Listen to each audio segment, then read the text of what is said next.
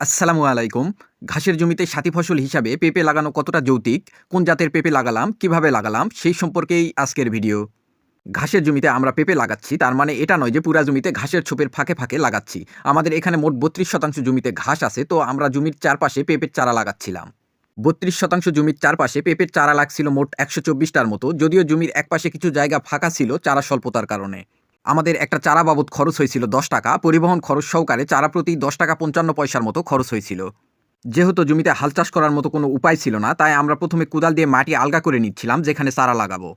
একটা চারা থেকে আরেকটা চারার দূরত্ব ছিল ৬ হাত। আমরা চারা লাগানোর পরপরই গাছের গোড়াতে পানি দিচ্ছিলাম, দুর্ভাগ্যবশত যা আমরা ধারণ করতে পারি নাই। আমরা এর আগে কখনো ওইভাবে পেঁপে চাষ করিনি, তবে টুকটাক পুকুর পাড়ে কিংবা বাড়িতে ৫-৬টার মতো চারা লাগাইছিলাম। ওখান থেকে ভালো ফলাফল দেখে ঘাসের জমির চারপাশে পেঁপের চারা লাগানোর সিদ্ধান্ত নেই। আলহামদুলিল্লাহ, পরিশেষে আজকে লাগাই দিলাম। একটা কথা বলি, পেঁপের শিকড় মোটা হওয়ার কারণে পুকুর পাড়ে কিংবা জমির আইলে লাগালে ওই জায়গাতে আইল ভেঙে যাওয়ার সম্ভাবনা থাকে। এখন আসুন আমরা কোন জাতের পেঁপে লাগালাম। বর্তমান বাজারে বিভিন্ন জাতের পেঁপের চারা পাওয়া যায়, যেমন green lady, top lady, sweet lady, red lady সহ আরও অনেক। হাইব্রিড জাতের এই গাছগুলা সাধারণত সর্বোচ্চ উচ্চতা ৩ থেকে ৪ ফিট পর্যন্ত হয়।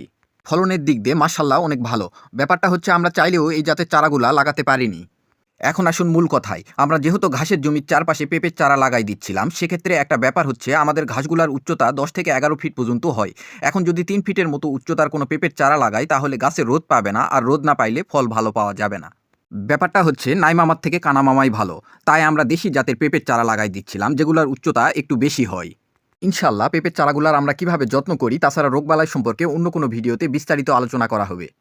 দোয়া করবেন আল্লাহ যেন আমাদের পরিশ্রমের মাধ্যমে রিজিক বৃদ্ধি করে দেয়। তো আজকে এই পর্যন্তই। ভালো থাকবেন, সুস্থ থাকবেন। আসসালামু আলাইকুম।